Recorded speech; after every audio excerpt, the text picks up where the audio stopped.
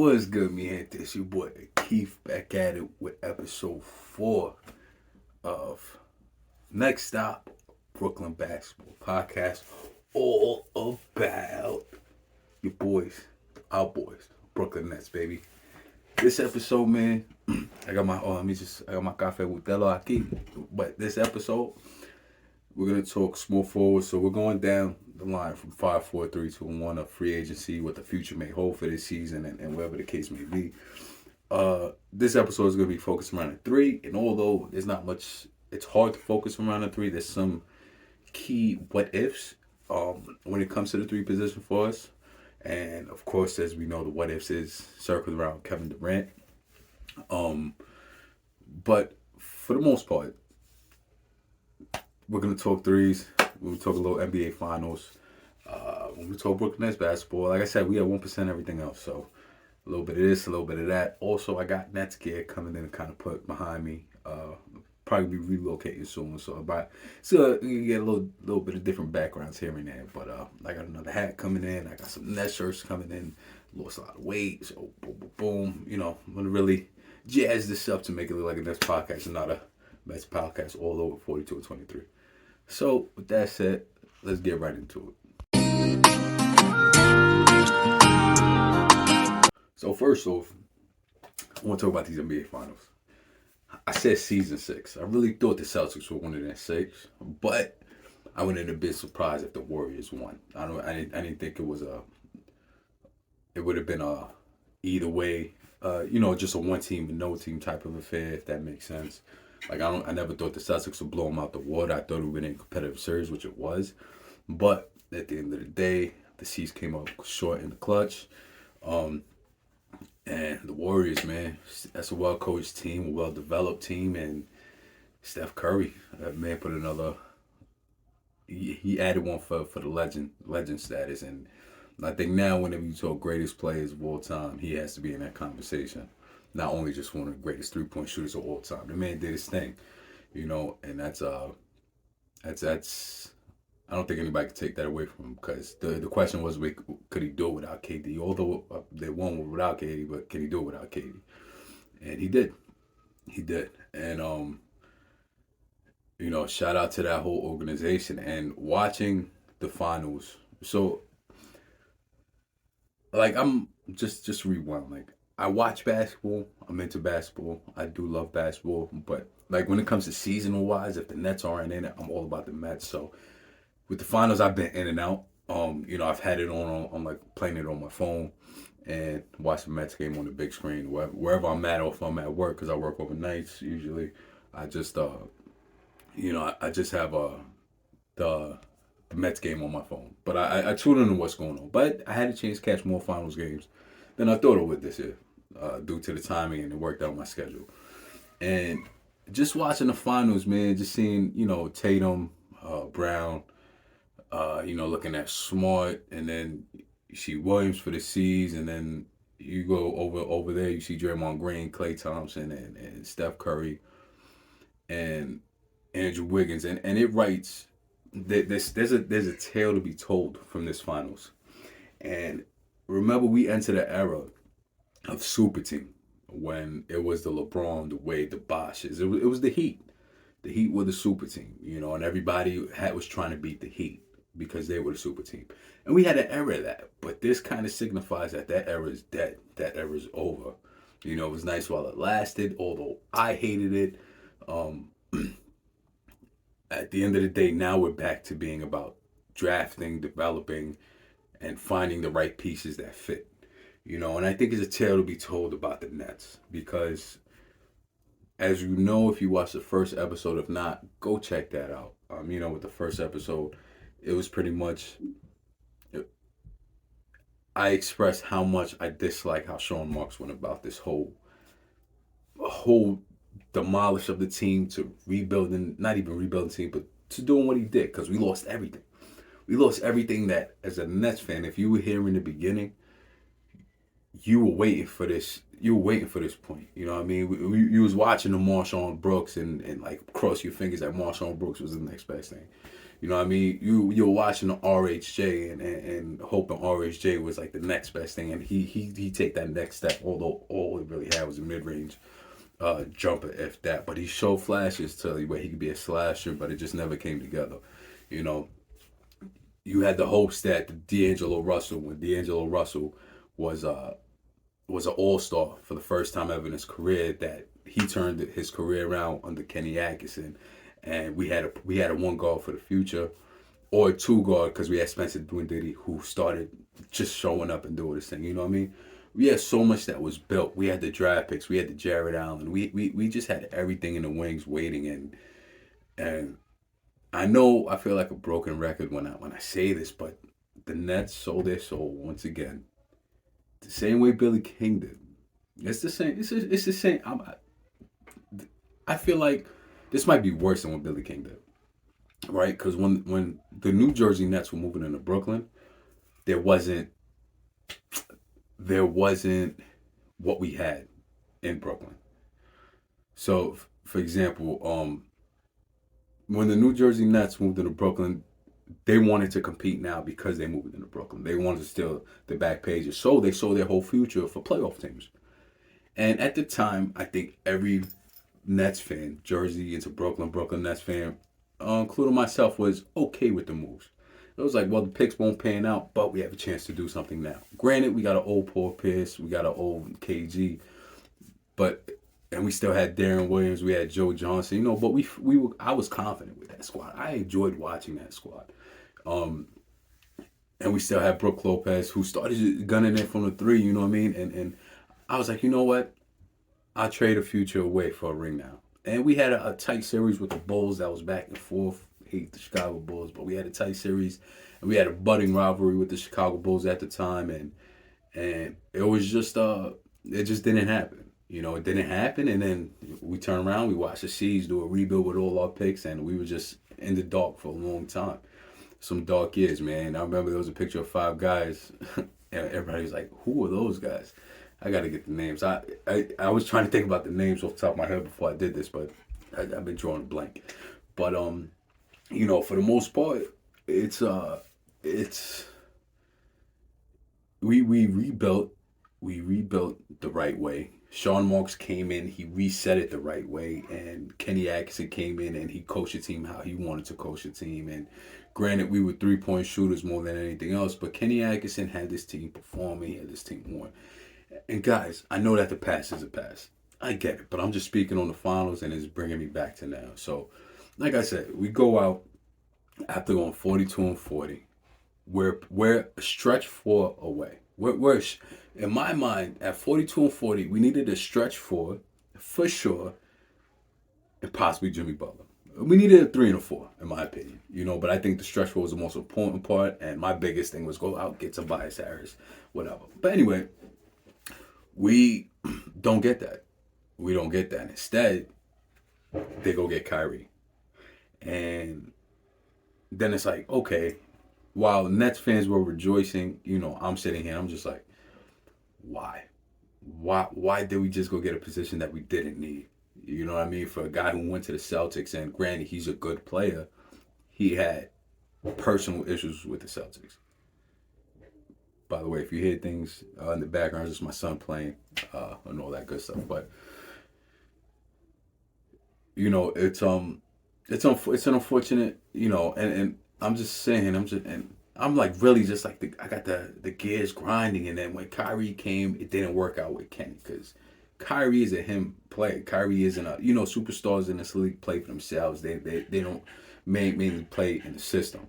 Unless you get a guy who's developing in the system, that's a different case. But when you got a superstar that's coming and getting paid, it's that's when it becomes well, this is me. You paid me to be here. I ain't pay for you to coach me type deal. You know what I mean? That's what I feel like with superstars when they go sign max contracts in the NBA or big deals.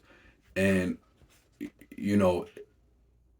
then when Kyrie came, KD came, and it was like, okay, KD's here, but the Nets had a bad year with Kyrie, and then there was a whole then Kenny got fired, and then when KD came, KD was like, well, we want our best buddy DeAndre Jordan to come join us, and then that just rubbed Jared out. That showed us they didn't give a fuck about development, because the Jared Allen becomes expendable. And then after that, they want to go all in and go trade everything for James Harden. You know, and granted, they got some pieces back for trading James Harden, but you know, it's still, they did it the wrong way.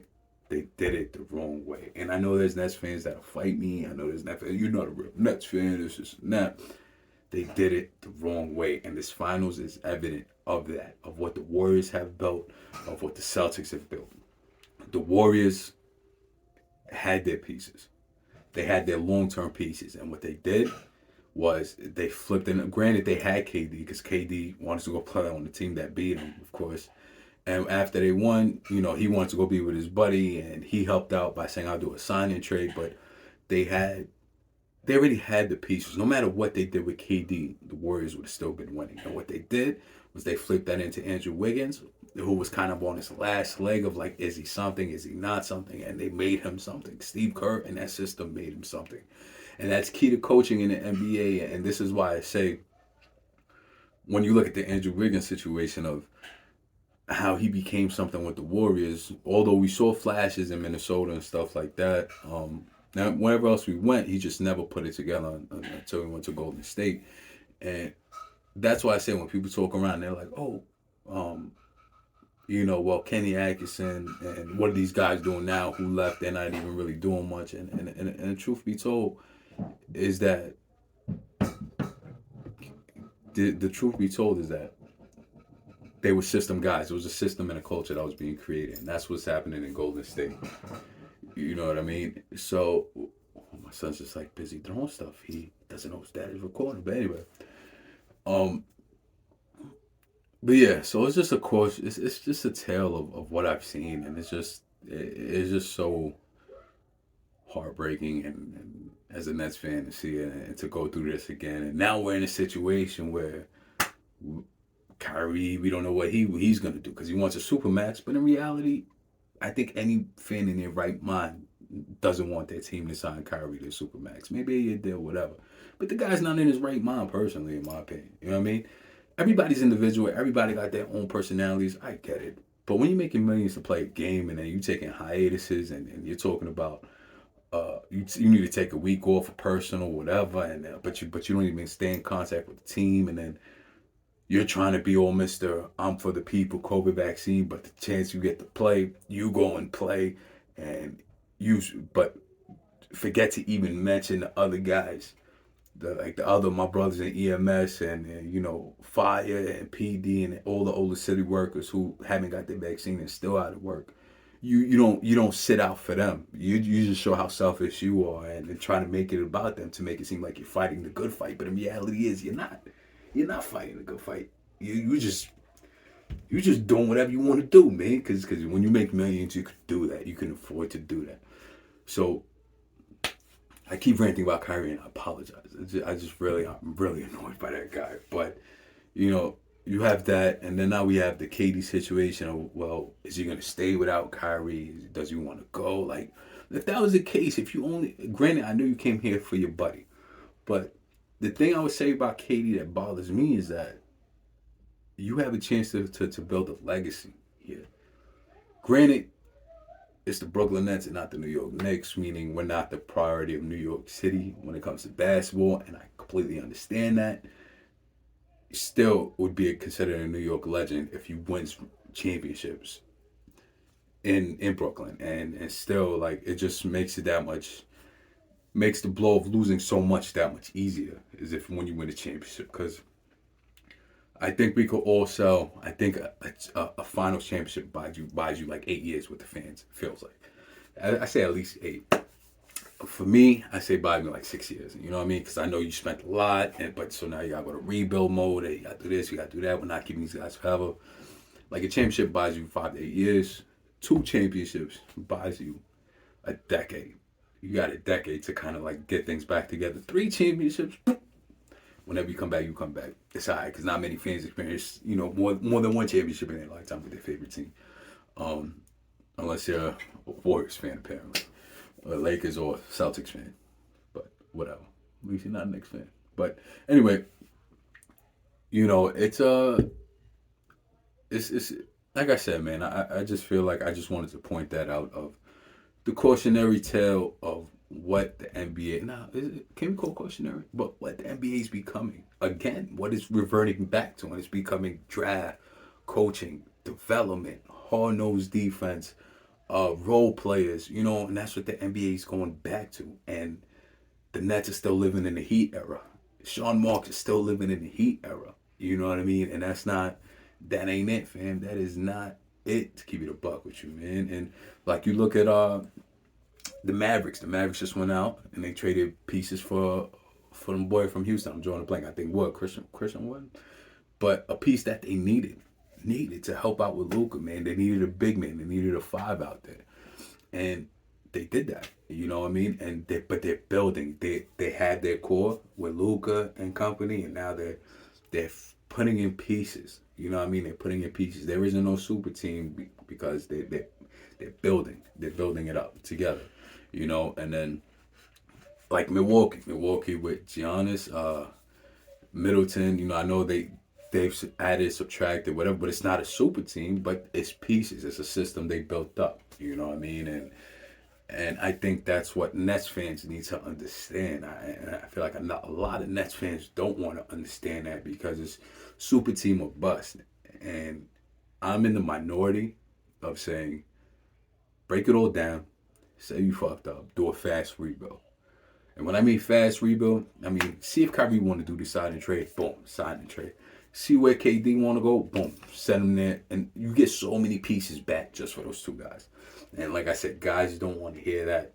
I get it. This is just my rant on my podcast, so it is what it is.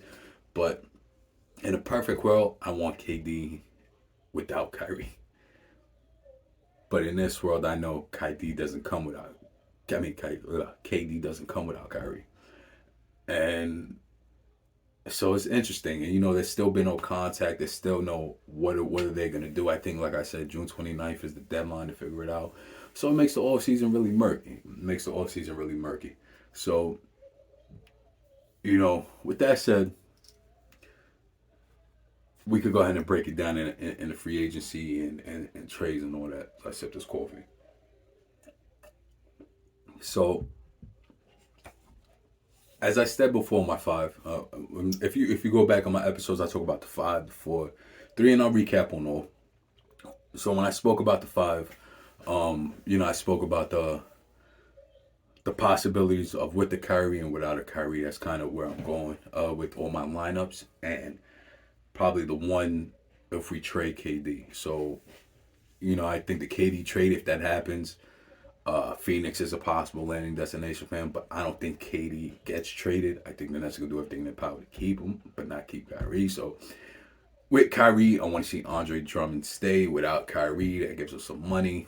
I'm all about Jusuf Nurkic, bringing him in if he should be affordable around that point, around the price range we would have. Nick Claxton, like I said, I think the Nets stick around 12 mil for him because he's a restricted free agent, and a team is going to offer him more than that. A team that's cap space, maybe like an OKC, or I don't know what Detroit's cap situation is, but I liken the Nick Claxton situation to what we did with Allen Crabbe, and we overpaid for Allen Crabbe to get him because we were trying to build something, right? Granted, it didn't work out, but that's essentially how the restricted free agents work, especially when they show some type of flair. They, other teams are like, well, maybe if we get him in our system, it'll be something.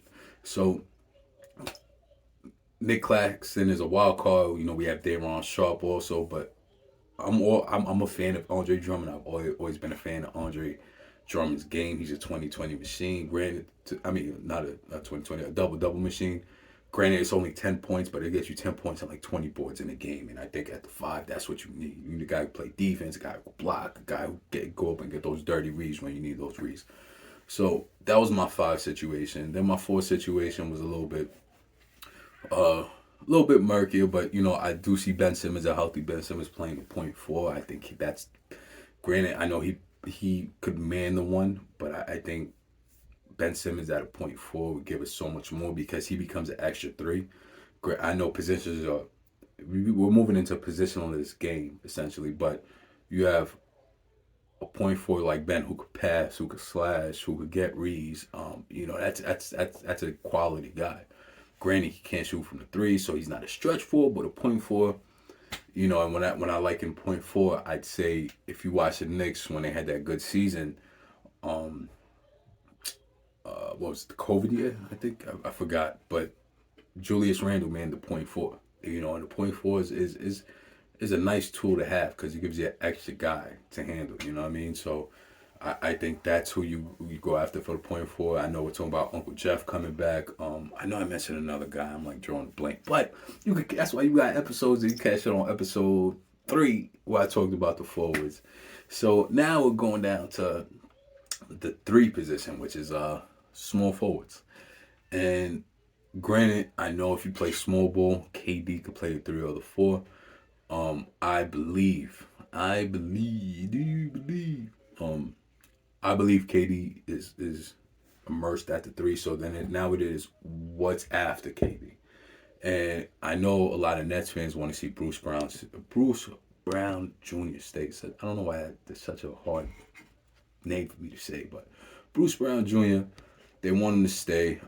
He had somewhat of a coming out party last year, flashes of what we see he can do and what he can be, and his contract last year he's 20. I'm on once again. I'm on Sports Track looking up everything. So just so I have hard numbers for you. Last year he made 4.7.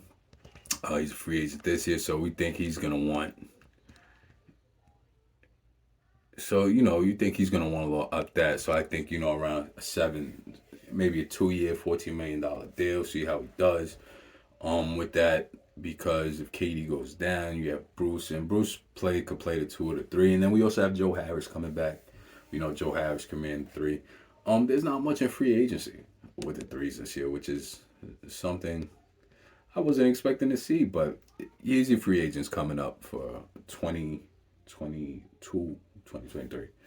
Now that the season's over. Andre Iguodala, Joe Ingles, T.J. Warren, Derrick Jones Jr., Kyle Anderson, Kevin Knox, Miles Bridges, Jake Layman, Troy Brown Jr., Nicholas Batum, who has a play option, Josh Okogie, Otto Porter Jr., Ben McLemore, Rodney Hood.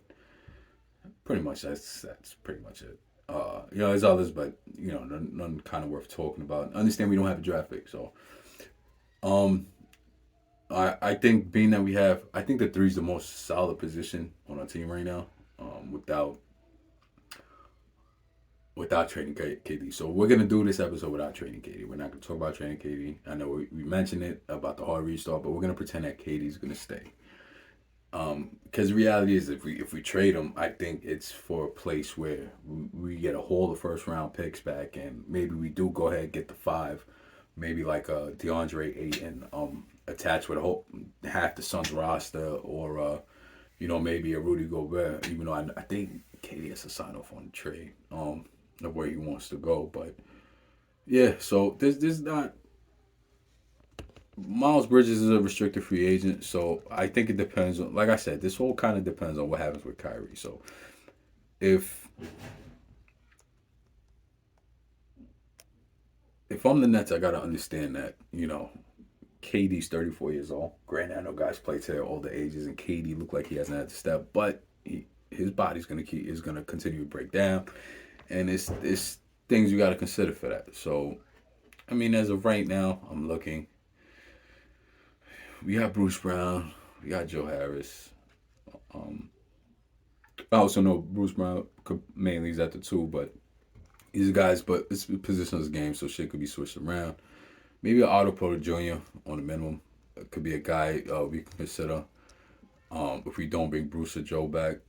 Also, not to forget that we have Ben Simmons, who could also be a slash type 3.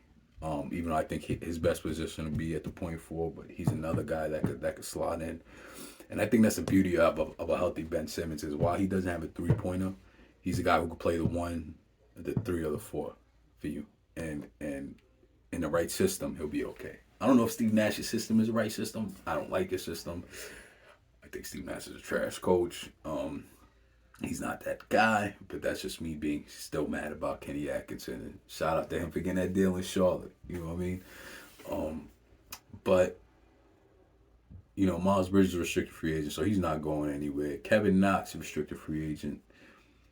Knox is a possibility. I don't think he's going to get that big of a deal. I don't believe he didn't get that much court time with Atlanta. He's still a guy that's out there trying to prove something. So I think you offer him a low ball offer and see if they match it. I don't know if Atlanta sticks with him or moves on from him. As far as free agents go, Derrick Jones Jr. I mean, all these guys are making too much money essentially. Like Iguodala is probably, if he doesn't retire, which I don't know if he is or not, but he's staying with the Warriors. Joe Ingles made $13 million last year. I don't think I'm not a fan of him making that type of money, and he's also old. He's 35. I don't want a guy who's 35. I want a guy who's I need a guy who's I need a guy who's younger, who could come in, who could step up, man, who could step in, and if anything was to happen, be that guy that we have for the future. Because we don't have a draft pick here. We deferred the draft pick to next year, which is a smart move. I don't think I've spoken about that. Sean Marks deferring the draft pick, and I'm a little old place, but that's a small move because you're banking on Philadelphia sucking next year. Because I don't think James Harden is going back. It's just going to be Joel Embiid. So they would have had the 23rd pick this year. So then you're banking on them dropping down to the teams, right? Fair enough. I'm with that. I'm with that train of thought. It's a gamble, but hey, that's what we're here for gambling purposes. We're sports fans. It is what it is. Sometimes a gamble ain't worth nothing. The same way they just traded away the whole Nets' future for right now. It is what it is. But yeah, so T.J. Warren's gonna be too expensive. I know T.J. Warren's gonna command a little more money than the 11.7 that he had last year, and I think the money, if there is money to be spent, free agent money, like let's say Kyrie leaves and we have an influx of, let's say, like 12 mil, 13 mil to spend, I think that money has to be spent on a big. It has to be spent on a 5. We need a quality 5. I was destroyed when they traded Jared Allen.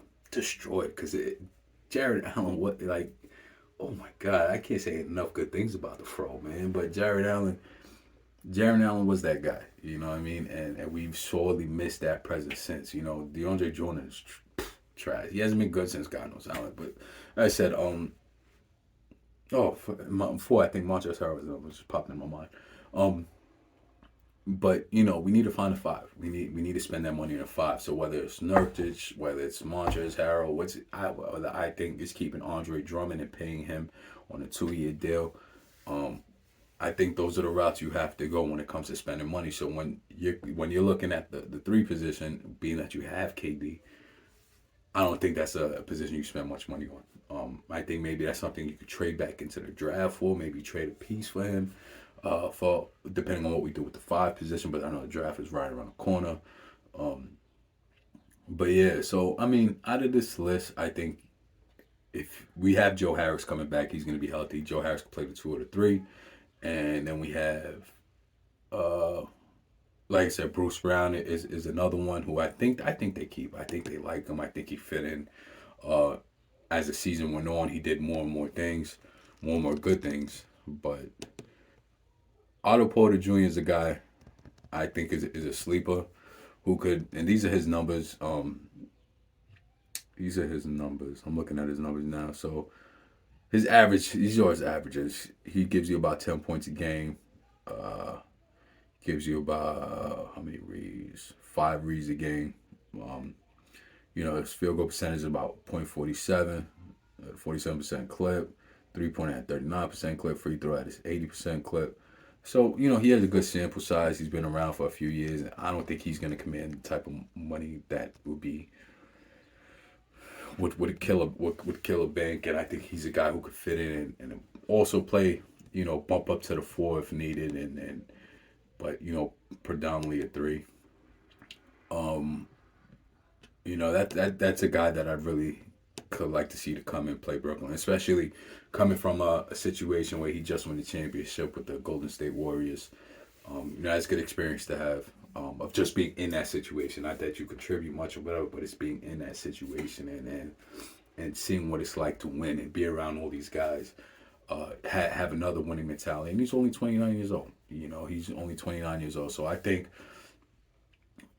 and at the end of this mini series, when I go 5, 4, 3, 2, 1, I'm gonna put together my roster. I'm gonna put together 2 rosters of what I like to see of possibilities.